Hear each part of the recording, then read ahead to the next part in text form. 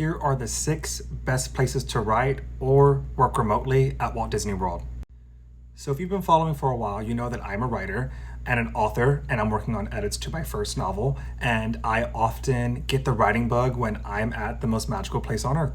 So I'm often on the hunt for quiet spaces, not only to relax, I'm with my kids each time, we need time to unwind, but also after the kids go to sleep, I look for places where I can get a lot of writing done, when I feel inspired and I'm honestly not having to work.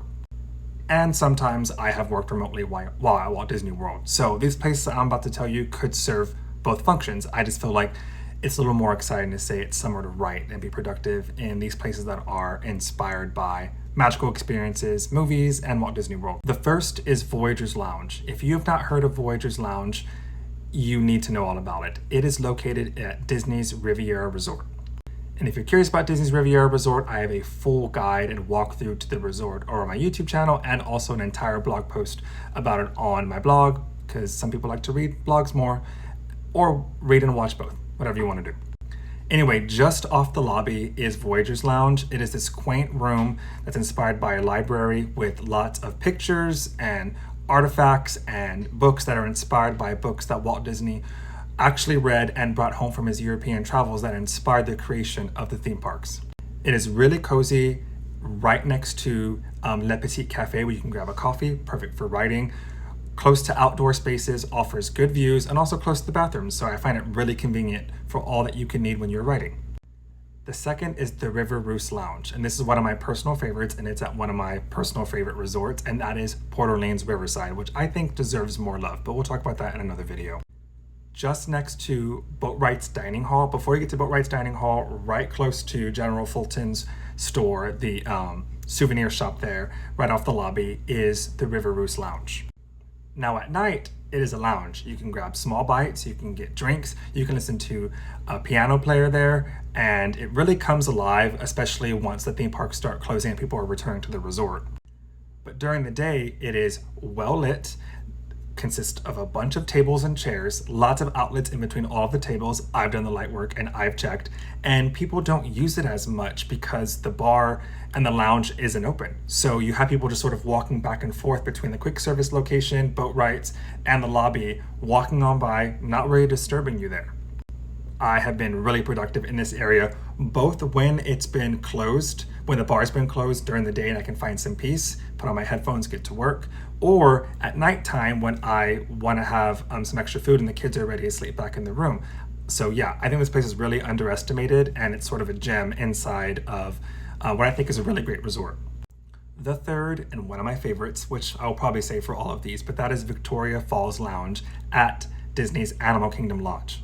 Now, if you know me, I love Animal Kingdom Lodge. It is one of my absolute favorite places to stay, places to visit, and the decor in the grand lobby, specifically in Jambo House. By the way, if you didn't know, there is Jambo House and there is Kidani Village. There are 2 sections to the same resort. They are not connected. I'm talking about Victoria Falls Lounge inside Jambo House, which is sort of the main building at Animal Kingdom Lodge.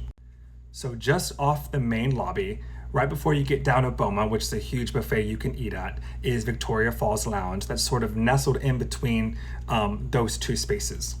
Kind of a blink if you miss it, especially if you're in a hurry. But anyways, quaint location, awesome decor. They offer unique South African wines and a lot of seating that you could sort of just take your laptop or your iPad, whatever you're working on, put your headphones on, grab some small bites, and really get to work in a really cozy setting that sort of is the best of both worlds for people like me who are introverts, in that you can find a quiet space inside of a really loud, exciting place, so you can sort of draw from that energy without having to partake in the activity yourself. All right, the fourth is Enchanted Rose. The Enchanted Rose is one of the best lounges at all of Walt Disney World. It is located at the Grand Floridian Resort right next to the Magic Kingdom. Themed to Beauty and the Beast, this is definitely an upscale feeling lounge at Walt Disney World, which is expected at the Grand Floridian, but it's also welcoming to anybody, especially if you have kids. I've definitely gone with my kids before, and it was no issue with us being able to partake in a lot of the fun and enjoy the drinks and the food at Enchanted Lounge. So why is it a great place to write? The decor is great. It's themed after Beauty and the Beast. There's lots of influences of a library, obviously because of Belle, there in one of the rooms. Additionally, there's great views of the outdoor locations, of the sort of lawn areas just outside the main lobby at the Grand Floridian. So you can write or be productive while being able to have a great view there at Walt Disney World. But also, pro tip, there is an outdoor seating area that I don't think a lot of people know about because it looks like it's sort of its own sort of area section to sit in that's not affiliated with the Enchanted Rose, but it is. You can seat yourself. The cast members check pretty frequently to see if someone's sitting there. If you want more space when you're getting your work done, or if you have your kids, which I often do, you can partake in the whatever's offered inside while also having a little bit more of a private space to get your work done and get your writing done. All right, the fifth one, and another one of my personal faves, is Geyser Point Bar and Grill. Geyser Point Bar and Grill is located at Disney's Wilderness Lodge, which is in the Magic Kingdom area, but it's not on the monorail loop. One of my favorite resorts. Tons of great places to eat, tons of things to do. I will get into it in another video, but Geyser Point Lounge is an outdoor sort of bar and patio area right off Bay Lake. You have to get through you have to walk through the main lobby, walk past the poles, and then you will find it. They offer some really unique and delicious food. You really can't go wrong with a lot of the stuff they offer there. And yeah, you can either sit at the bar or you could get good seating area. It is covered, and you don't need to make an advanced dining reservation to go there. You could just show up and try to find a place to park and place to eat, unless you take obviously a boat and don't need a place to park. But yeah, it is outdoors, it's relaxing, has a really good food, really good drinks, and yeah, I just felt really inspired by the decor and being right there on peaceful Bay Lake. It's one of my favorite places to not just visit, but also write and be productive. And the last one for now, I'm gonna have a follow-up video after this because I've been collecting new ideas, but this is the drawing room. And now this one is one that I think really slips under the radar, so I hope you enjoy this little fact, but it's called the Drawing Room. It is located at the Beach Club.